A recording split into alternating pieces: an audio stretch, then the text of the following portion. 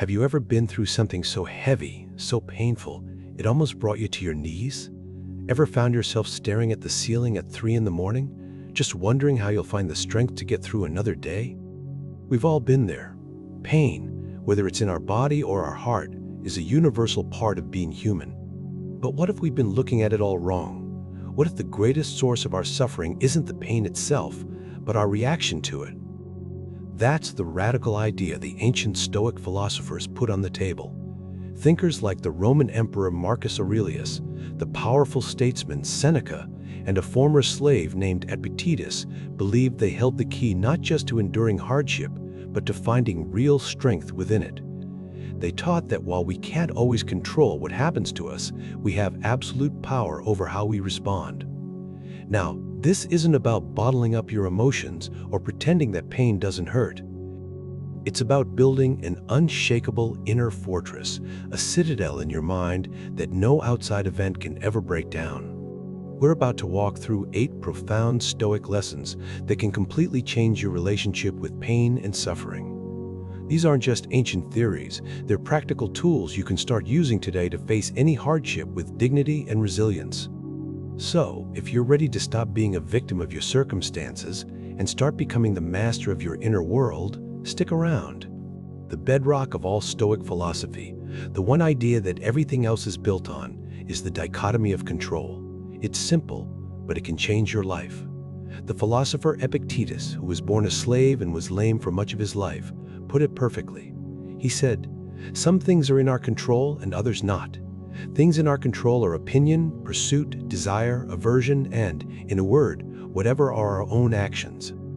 Things not in our control are body, property, reputation, command, and, in one word, whatever are not our own actions." It sounds obvious, right? But think about how often we forget it. We burn so much energy raging at a traffic jam, spiraling over a harsh comment, or panicking about a medical diagnosis. The Stoics would say, we're fighting the wrong battle. The traffic, the comment, the illness, those things are outside of our control. What is in our control are our judgments about them. Epictetus famously said, "Men are disturbed not by things, but by the views which they take of them." It's not the event, but your story about the event that causes the suffering. Let's say you get fired. The event itself is just the end of your employment. That's a fact. The suffering comes from the story you tell yourself, "I'm a failure. I'll never find another job. My life is ruined." Those are judgments, and they are completely within your control. You can change that story. You could choose to see it as, "This is a challenge I didn't expect." It's also an opportunity to find something more fulfilling. I have skills, and I will find a new role. The first step is to just pause whenever you feel that rush of anger, fear, or frustration, and ask yourself one simple question. Is what's upsetting me something I control, or something I don't? If you can't control it, your job is to practice acceptance. If you can control it, and remember, that just means your own thoughts and actions, then your job is to act with reason and virtue. By focusing your energy only on what's yours to manage, you take your power back from a chaotic world. This next lesson flows from the first, but it can be a tough one to swallow. The Stoics sorted everything in the world into 3 categories: good, bad, and indifferent. For them, the only true good is virtue, things like wisdom, justice, and courage. The only true bad is vice, the opposite of those virtues. Everything else, your health, your wealth, your reputation, and yes, even pain, falls into the indifferent category. That doesn't mean they didn't feel pain. A Stoic would obviously rather be healthy than sick, but they argued that these external things have zero impact on your moral character, on your real worth as a person. Marcus Aurelius, an emperor who dealt with war, plague, and betrayal, constantly reminded himself of this. He wrote that since pain and pleasure happen to both good and bad people, they can't be good or bad in themselves. So when you experience pain, the Stoic move is to see it for what it is, a physical sensation, for what it is, a physical sensation. An event in the body. It doesn't have to become an event in your soul. The suffering we feel comes from that second layer of judgment we pile on top. This is awful. I can't take it. This is ruining my life. Marcus would tell us to stop right there. He'd say, "This is unpleasant, but it doesn't make me a bad person." Pain is a sensation, but suffering is an opinion about that sensation. A practical way to use this is to practice mental separation.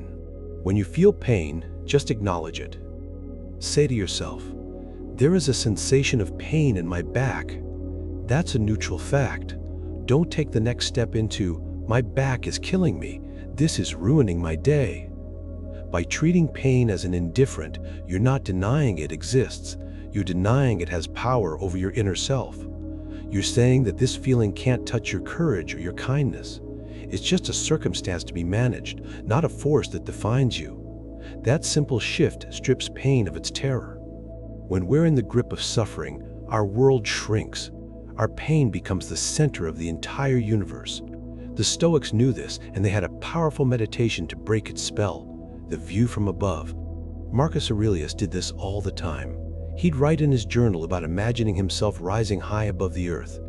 From that cosmic vantage point, he'd see the whole globe with its bustling cities and vast landscapes. He saw people being born, going to work, fighting, loving. He saw empires rise and fall like dust. And from that height, his own problems, the betrayals in his court, the stress of war, his own physical ailments, shrank back to their proper size. This exercise isn't about making you feel like your problems don't matter. It's a tool for creating perspective. It shows you that your current struggle, no matter how huge it feels right now, is just one small part of a much bigger story. It reminds you that life, with all its joys and sorrows, has gone on for eons before you and will continue for eons after you. You can try it right now. Close your eyes. Imagine floating up from your chair, through the ceiling. Look down on your home, then your town, then your city. Keep rising until your country is just a patch on the globe, and the earth is a blue marble hanging in the silent darkness of space. From this incredible vantage point, think about the problem that's causing you pain. See it not as an overwhelming catastrophe, but as a tiny event happening on a tiny planet in a vast universe. It doesn't magically fix the problem, but it changes your relationship to it. It loosens that suffocating grip of anxiety and lets you breathe again. It reminds you that your pain is not the whole story. And that mental space is exactly what you need to approach your problem with a calmer, more rational mind.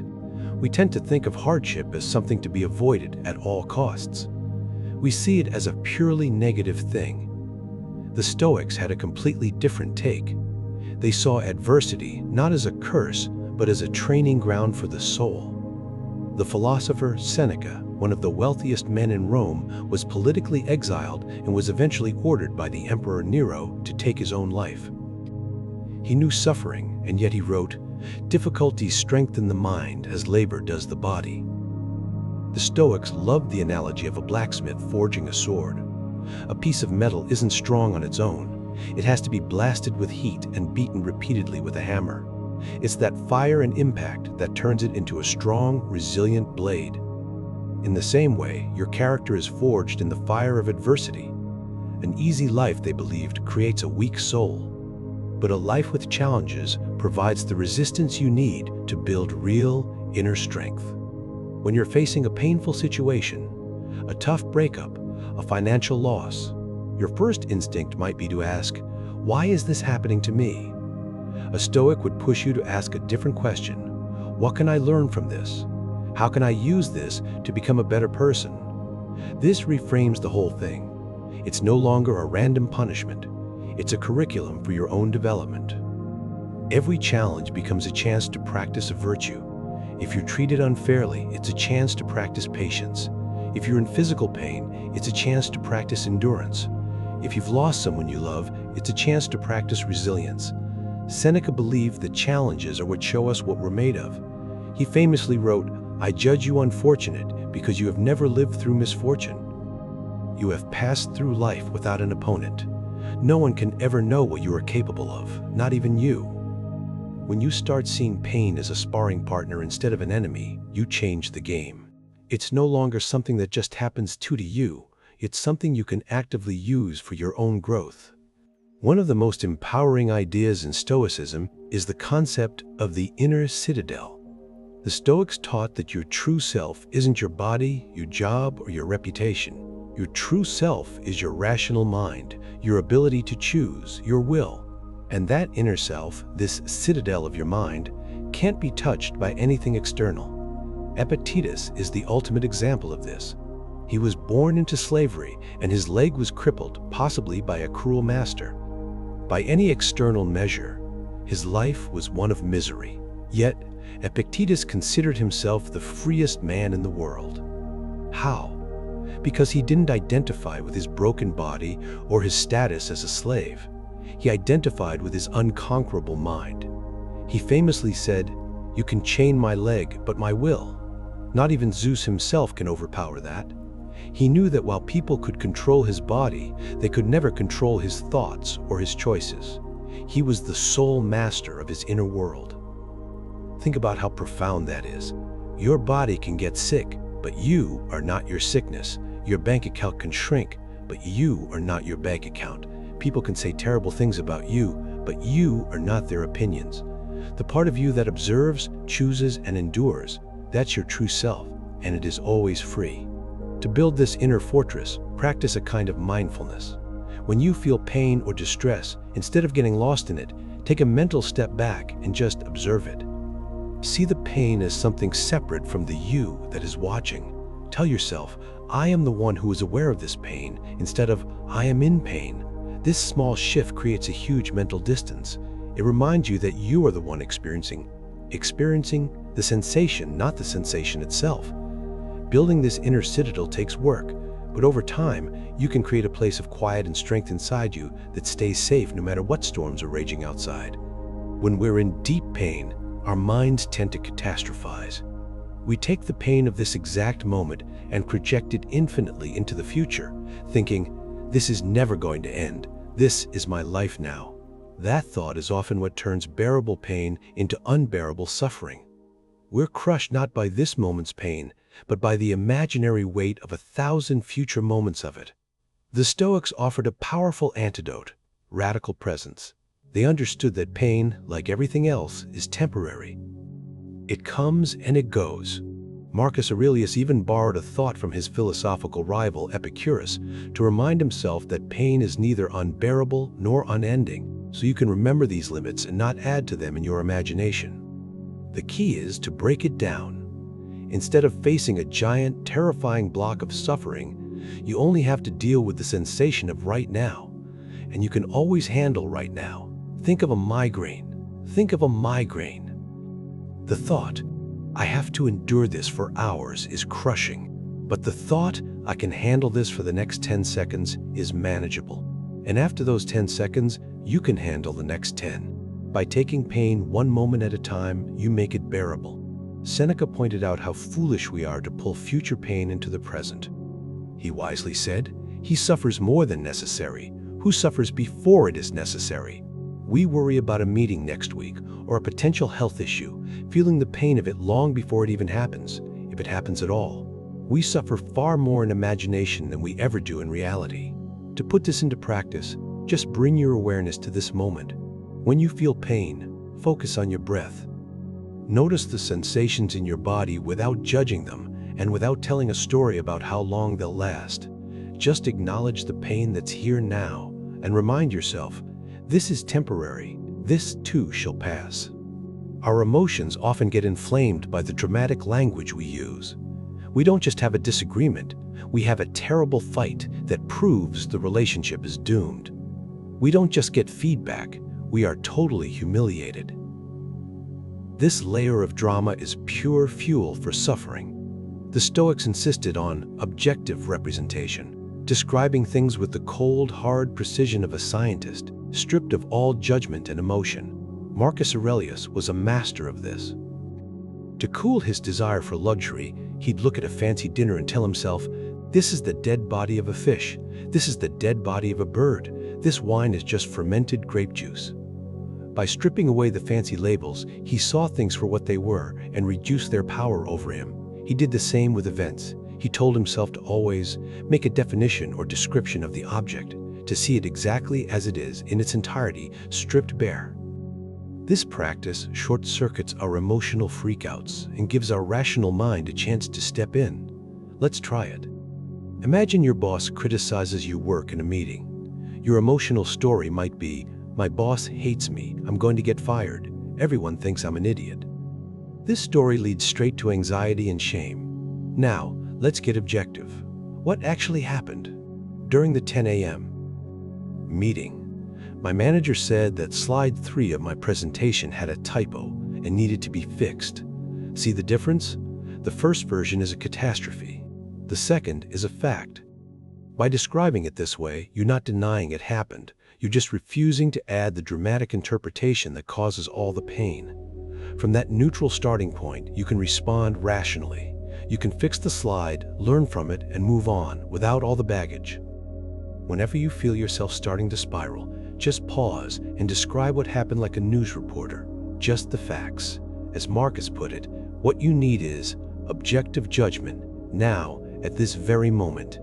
Most people try to live their lives by thinking only positive thoughts, pushing away any idea of what could go wrong. The Stoics did the exact opposite.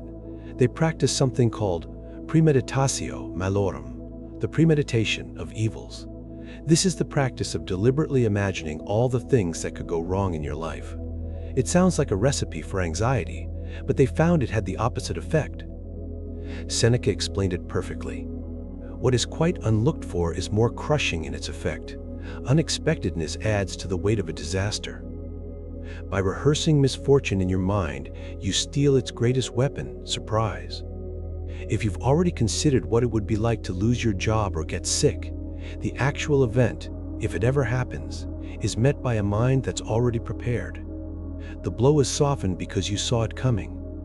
This isn't about being a pessimist. It's strategic rehearsal.